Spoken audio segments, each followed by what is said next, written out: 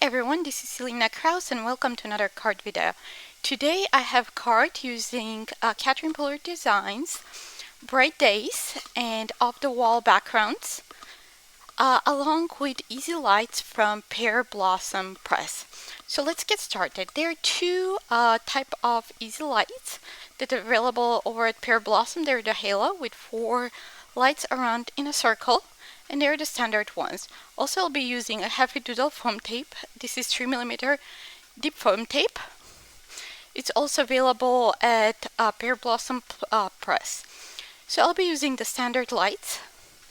So I have here a pack of 2. They come in packs of different number of lights. You can either buy 2, 3, 5, and so on. So I slip the battery in, and as I press that button, you can see the lights light up. So this is also interactive set sentiment available at Pearblossom Press, and this is the Catherine Pearl Designs Bright Days stamp set. I'll be using the switch, where when you press on that switch on the card, the lights would light up. So I have already pre-cut. I have the leftovers like images from previous cards that I've created, so I'll be just using those instead of stamping and die cutting during the video, so this will speed up the process. And I have the off-the-wall backgrounds that I will stamp onto my panel. So I have a piece of Catherine Pearl Designs premium white cardstock, and I will stamp with In the Park ink pad. So I'm positioning that kind of in the center, making sure that it's nice and straight, because I will repeat the same pattern on the other side of my white cardstock panel. So I'm just checking here if that lines with the line on the grid of the MISTI, and I'll stamp a couple times to have nice coverage. So I'm going one more time. So now the tricky part is lining up that second stamp. So what I'm doing, I pulled all the stamps from the printed backing, and I'll use that as a guide to line those up. So you can see the black printed there. I think that's pretty nicely lined up there. So we'll use that as a guide to position my stamp. So I'm removing the stamp off the lid of the MISTI, positioning on top of that printed acetate, picking it up with the lid of the MISTI, and now I'll stamp. Okay, I think that looks pretty good. I'm stamping one more time, because we did the same for the first. We don't want to have different shades of that in the part. Okay, now while I have still that panel in my MISTI, I'm stamping the switch, and I'm using the Midnight ink. I'll stamp a couple times to have a nice and saturated black. Okay. So we have almost everything stamped here.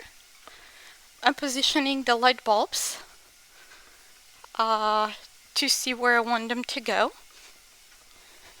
So I think that's good, and I'll move on to coloring. I'm just doing basic coloring using alcohol base markers. You can use any medium of your choice. If you want to use watercolor, I would suggest you use thinner watercolor paper, so it's not very thick, so you will be able to see the lights from underneath. Or I'll suggest you make little holes into those light bulbs so the light can come through.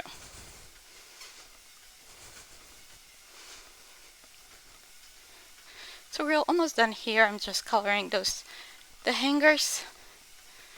Then I'll color the part where the light bulb screws into the holder. I have one more hanger there. I'll do teal blue there. Okay, now we'll just color the switch. I'm just using light grays to give that sense of white. I'm just going with blender pen to soften those edges.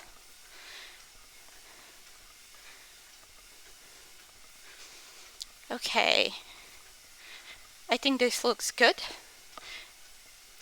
Now I'll trim my panel down to 4 by 5 1/4. I can position those lights.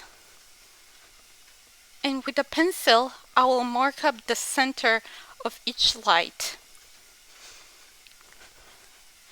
Next, we'll stamp a sentiment for the end. I'm using black cardstock. I'm stamping with Versamark ink and I'll emboss in white. And then towards the end of the video, when we put this card together, I'll just trim it down to size.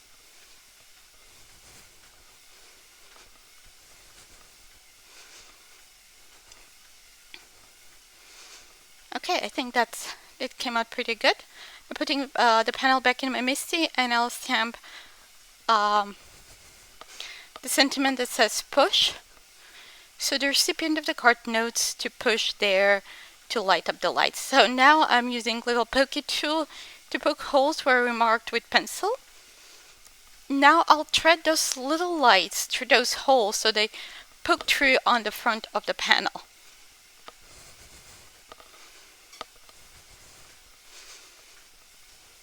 So I'm just, okay, I'll pull them down, making sure that they're nicely secured there.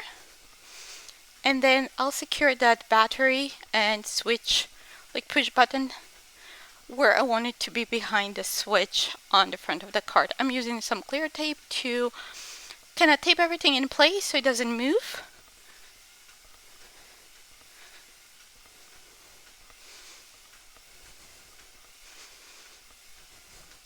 So here we go, we press that switch and the lights light up. I'm just assembling now the card. I'll use some foam squares to adhere those lights.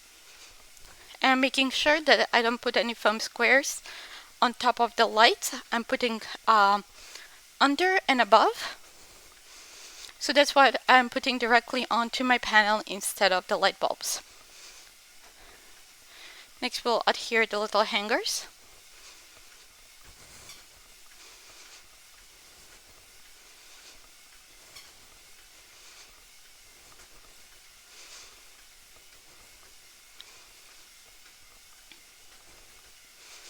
Just adding little liquid adhesive for the base, and then behind that string I'm putting very thin piece of foam tape, actually of the little squares. I cut it in little strips so we have the same height of that foam adhesive.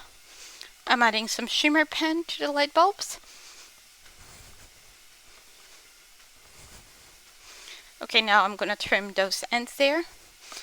We're almost done here. I'm adding some double-sided tape on back of the battery pack. And now I will add that foam tape all around the back of the card, and I'm adding around that battery pack to make sure that it's nice and secure and it doesn't slide out.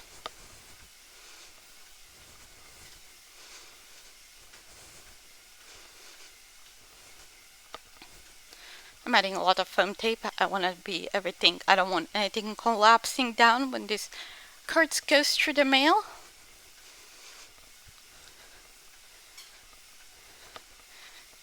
Okay, now I'll remove the backing.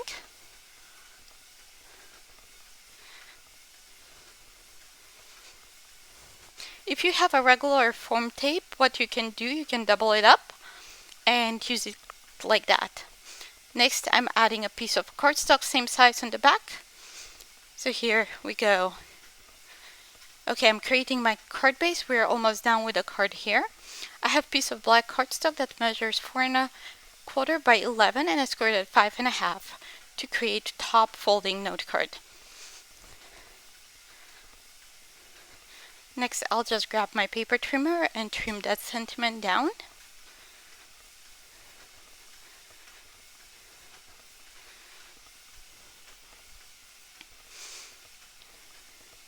Okay, I'll add a foam adhesive on the back and add it to my card. So what we have left to do is just adhere that entire panel with the lights onto our card base. I'm using the Barely glue. It gives me a little bit more time to make sure that it's nice and straight, and the card is done. Okay, I hope that you enjoyed this video, and don't forget to subscribe to my YouTube channel. Also, please visit my blog for more ideas and more inspiration. Thanks for watching, and see you soon. Bye!